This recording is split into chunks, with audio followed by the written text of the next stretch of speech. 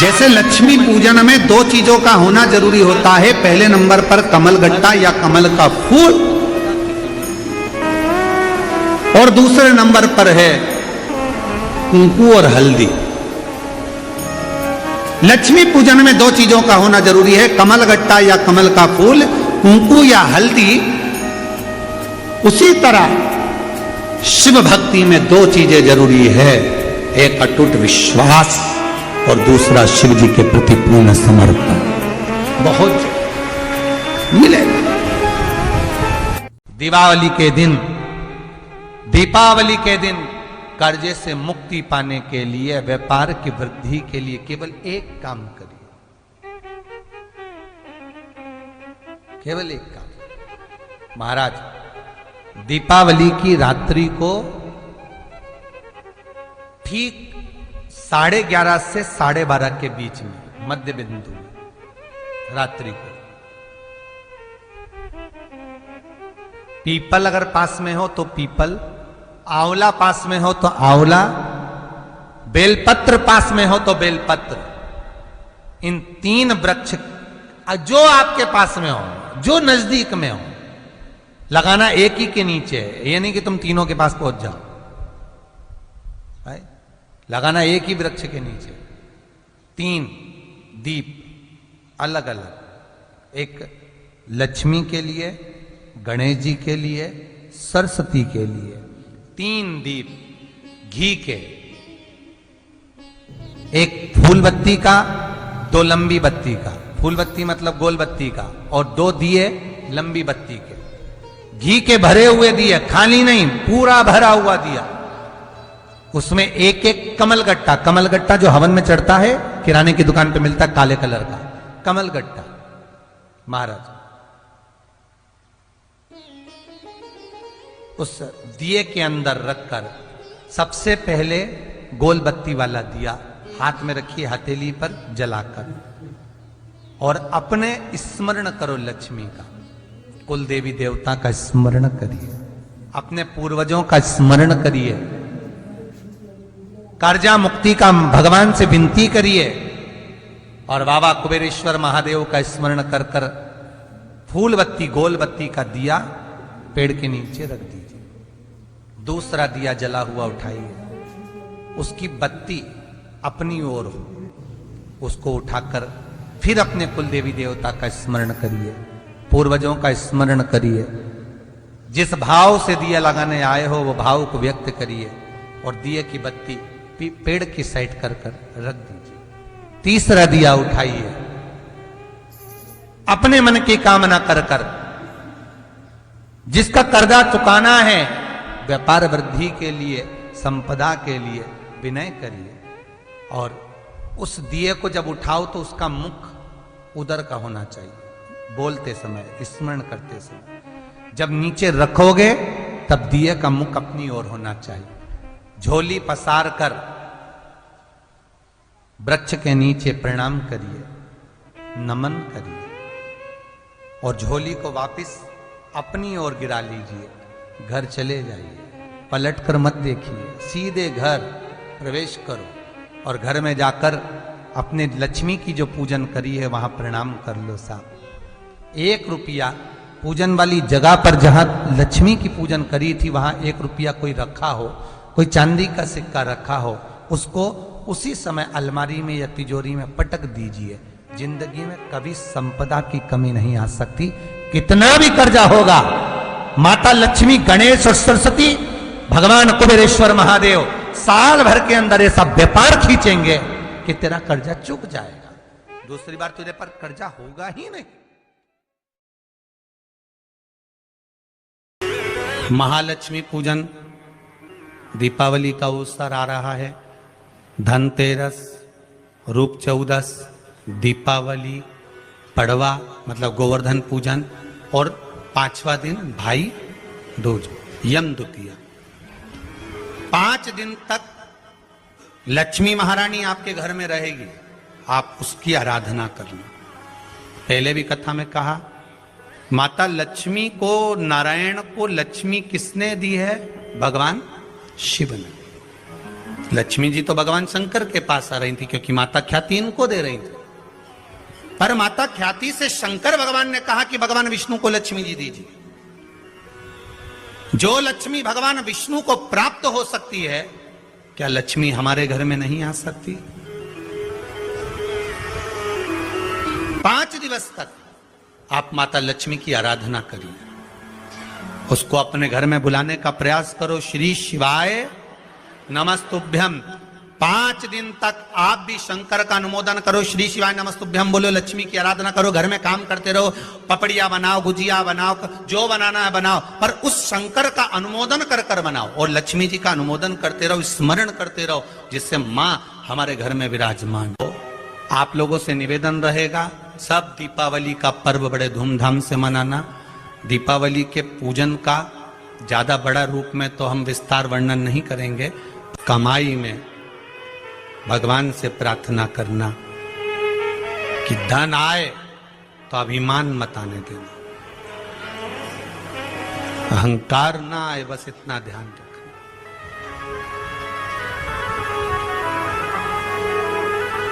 लाल चंदन का जो जल होता है, ये व्यक्ति के जीवन में जो धन कहीं रुक गया, अटक गया, नहीं दे रहा, बेलपत्री के वृक्ष के नीचे, जड़ के नीचे सींचन करने से वो प्राप्त होता है। अथर्ववेद में छंदो ज्ञान उपनिषद में, दोनों में,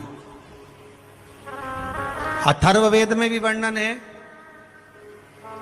और महाराज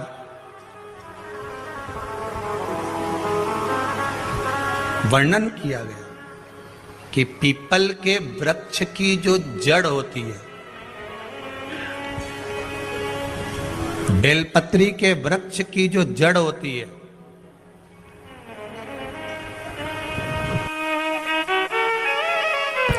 और आंवले के वृक्ष की जो जड़ होती है, इसके नीचे स्वर्ग का निवास होता है। किसका निवास है? स्वर्ग का निवास।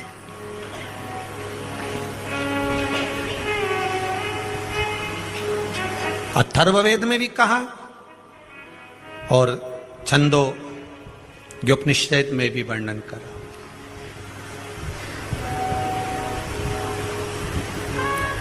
एक पीपल, एक बेलपत्र, एक आंवला, इनके जो जड़ है वो जड़ के नीचे स्वर्ग का निवास। ये जहां लगे,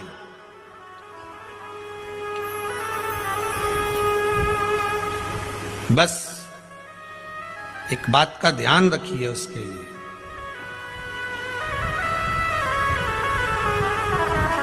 कि जहां पर ये वृक्ष होता है और उस वृक्ष के नीचे बैठकर हम जब किस जल का सींचन कर रहे हैं, जैसे अभी आपको कहा था कि जल में अगर लाल चंदन मिला हो और आप बेलपत्री के जड़ में सींचन कर रहे हैं तो लक्ष्मी की आवक बढ़ेगी।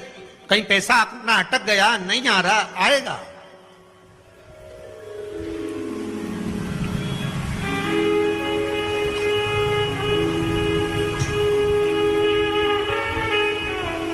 पीपल की जड़ में इत्र का जल, पीपल की जो जड़ होती है उसमें इत्र का पानी,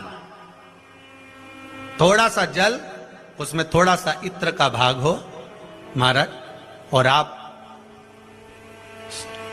भगवान पीपल देव, पिपलेश्वर महादेव का स्मरण कर कर पीपल की जड़ में अगर जल चढ़ा रहे हैं और मान लो शरीर में कोई कष्ट हो गया है, शरीर में कोई रोग हो गया है, कोई मालूम पड़े ये हाथ 4 दिन से दुख रहा है या 4 दिन से ये नस दब गई है या ये कमर दब रही है, तो आप 2-4 दिन कर देखो।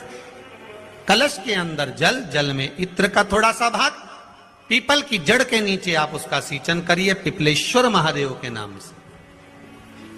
उस जल को थोड़ा सा भाग लेकर आ जाओ उसी में से जो चढ़ाया है, और उस स्थान पर जहां कष्ट है उसको लगाना प्रारंभ करिए। 2 दिन 3 दिन कर देखो। प्रैक्टिकल करने में क्या जाता है, सीवर वाला महाराज झूठ बोल रहा हो तो प्रैक्टिकल करने में क्या जाए अपना, करते रहो। जिन जिन ने प्रैक्टिकल करे उनका रिजल्ट यहां सामने है, जिन जिन ने करे। और अभी और पत्र दे गए पढ़ने के लिए, हो अभी कहीं का भजन आएगा जब देख लेंगे।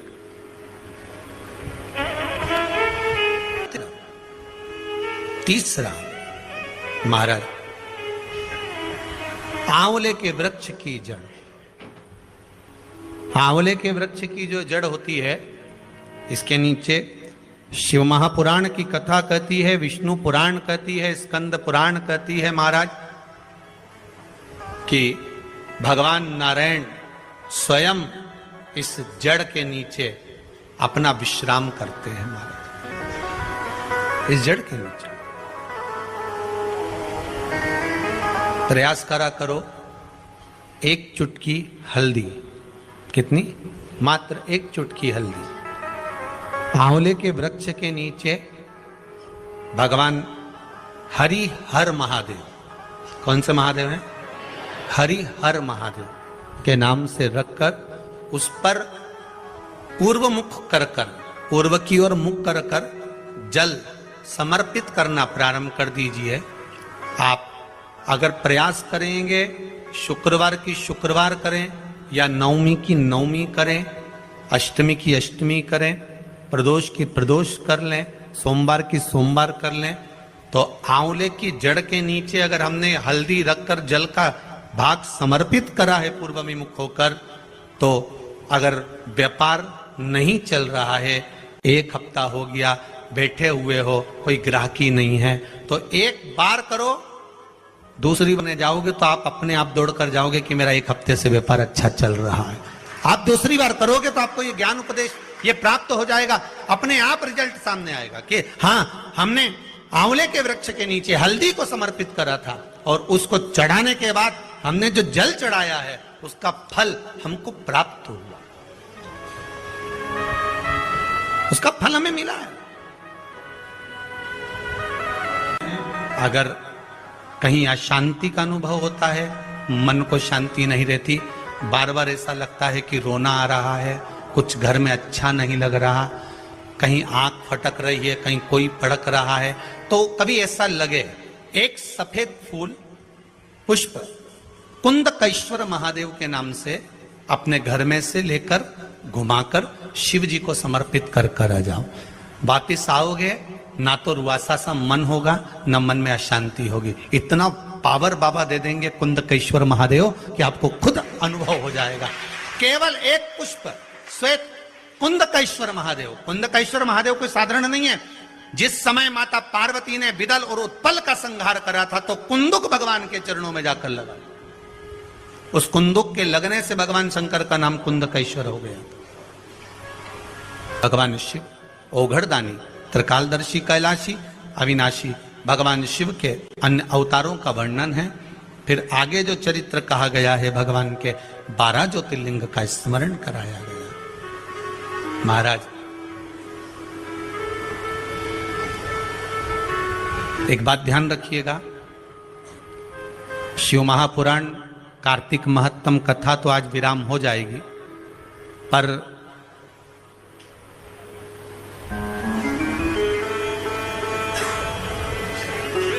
महालक्ष्मी पूजन, दीपावली का अवसर आ रहा है, धनतेरस, रूप चौदस, दीपावली, पड़वा मतलब गोवर्धन पूजन, और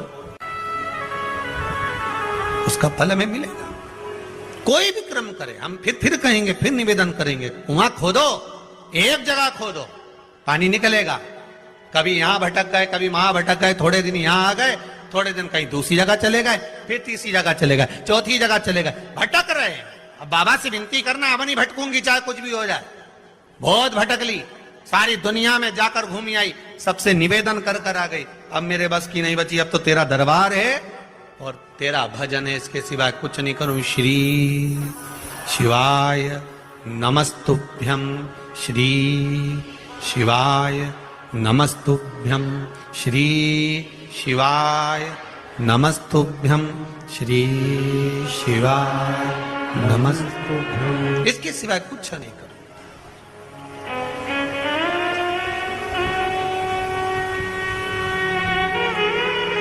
हमारा भजन मूल हो जाए।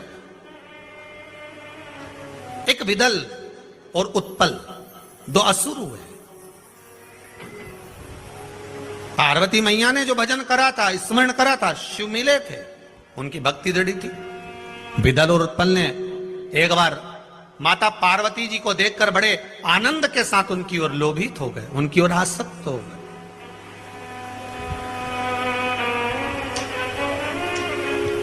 जो जो राक्षस, जो जो असुर भगवान की ओर लोभित हुआ, भगवान ने उसका कल्याण कर दिया। दुनिया के लोग संसार को देखकर लोभित होते हैं, ये कितनी सुंदर है, वो कितना सुंदर है, वो ऐसा है, वो वैसा है। हम काया देख रहे हैं, केवल शरीर देखा।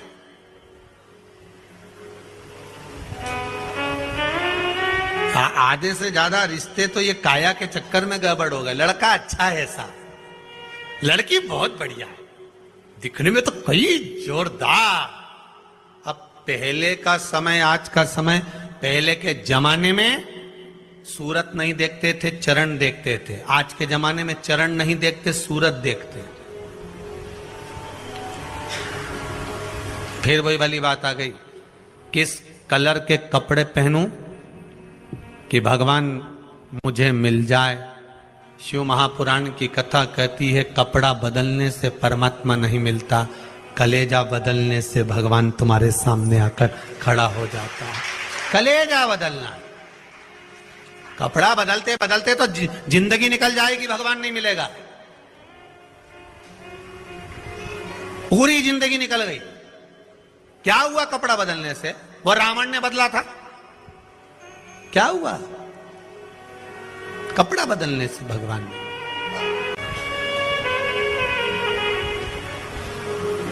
भोले जी को नाम बड़ा प्यारो लागे। आप जिस स्थान पर, जिस जगह पर, जिस भूमि पर, जिस क्षेत्र में जहां निवास करो, भगवान की अविरल भक्ति में डूबे रहो। महाराज उन कथा कहते हैं और आप कथा कहते हो। कई महाराज कथा के और इतना आराम से ऐसा ऐसा बोले, उन्हें भगत लोग उनकी आंख में से आंसू झड़ता फिरे, सब रोए बेचारा उन बैठ बैठ के। और तुम्हारी कथा में बापड़ा एक नहीं रोए दिन भर, बट हे करे।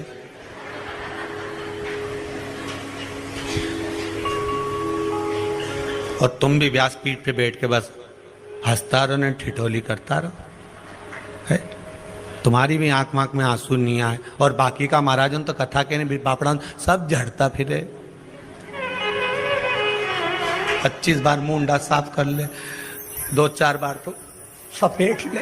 अब तुम तो, तुम्हारी संपटनी पड़ेगी, तुम सब ठिठोली, सब हंसे और तुम भी हंसो। अरे भैया, पूरे ब्रज में घूम लेना, पूरे ब्रज में घूम लेना, और एक बार ब्रज में घूमने के बाद में नंदगांव जाना, गोकुल जाना। कौन कौन गया इधर हाथ उठाओ।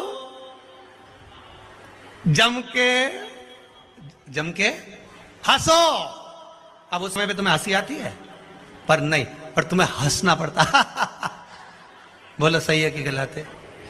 क्यों हंसाते हैं नंदगांव में, क्यों हंसाते हैं गोकुल में, क्यों हंसाते हैं ठाकुर जी के सामने? क्योंकि वो ब्रजवासियों को मालूम है पूरी।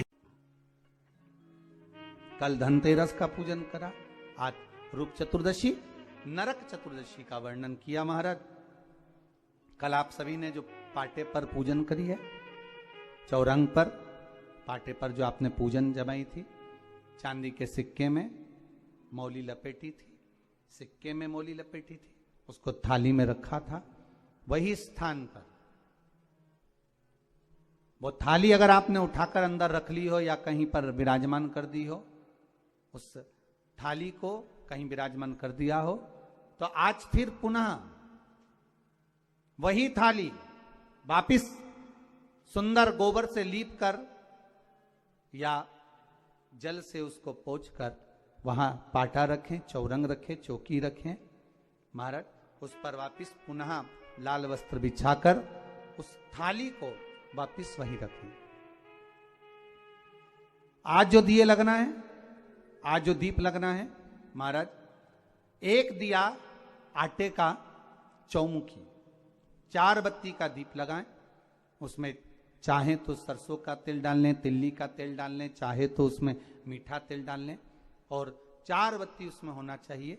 थोड़ी सी पीली सरसों, अगर पीली सरसों हो तो पीली सरसों, नहीं हो तो काली सरसों उस दीप के अंदर डाल दीजिए। महाराज एक घी का दीप लगाएं। फिर ध्यान दीजिएगा, घी का दीप जो कलदार रखे हैं, लक्ष्मी जी का जहां पूजन कर रहे हो, लक्ष्मी जी का सीधा हाथ घी का दिया होना चाहिए। तो आपका कौन सा हाथ हो गया? उल्टा हाथ। लक्ष्मी जी का उल्टा हाथ वहां पर रखो चौमुखी दीप, और महाराज जल का छींटा देकर उन जो सिक्के रखे हैं, जो लक्ष्मी जी रखी है, भगवान का जहां पूजन कर रहे हो, उस पर जल का छींटा देकर सुंदर भाव से माता लक्ष्मी का स्मरण कर कर, गणेश जी का स्मरण कर कर, आप भाव से महाराज जल का छींटा देकर सुंदर वस्त्र अर्थात मौली, कलेवा जो भी आपके पास में हो समर्पित कर कर भाव से रौली, मौली, चंदन, अबीर, गुलाल, मेहंदी, जो भी सामग्री पूजन का साहित्य आपके पास में है, वो उन कलदारों पर, माता लक्ष्मी पर समर्पित कर दें। 5 अमरबेल के टुकड़े, 5 कमलगट्टे, 5 हल्दी की गांठ उस पर समर्पित कर दें। महाराज माता लक्ष्मी को मीठे का भोग लगा दें, और भोग लगाने के बाद में माता लक्ष्मी को प्रणाम कर कर सुंदर जो चौमुखी दिया आपने बनाया है उसको तो वहीं रखे रहने दें। जो घृत का दिया बनाया है, घी का जो दीप लगाया है आपने 1 बत्ती का, उसमें 4 बत्ती नहीं होना चाहिए, बस केवल जो तेल का दीप लगेगा वो 4 बत्ती का, घी का दीप 1 बत्ती का, उस 1 बत्ती के दीप को लेकर माता लक्ष्मी जी की आरती करें। Please like, share and subscribe the channel and press the bell icon for new notification of videos. माता लक्ष्मी की आरती करें, और माता लक्ष्मी की आरती कर कर, उनका अनुमोदन कर कर, उनको प्रणाम कर कर, निवेदन कर कर, नमन कर कर जब दीप को रख दें, तब माता लक्ष्मी के सम्मुख में अपनी झोली को पसार कर प्रणाम करें। माता लक्ष्मी से निवेदन करें, हे मां, आप रूप की देने वाली हो, आप नरक के भोग से छुड़ाने वाली हो। हे मां, आज भगवान नारायण के साथ में आप हमारे यहां सदा के लिए विराजमान होइए। अपने इष्ट देव, अपने कुल देव, अपने पितृदेव का स्मरण करें।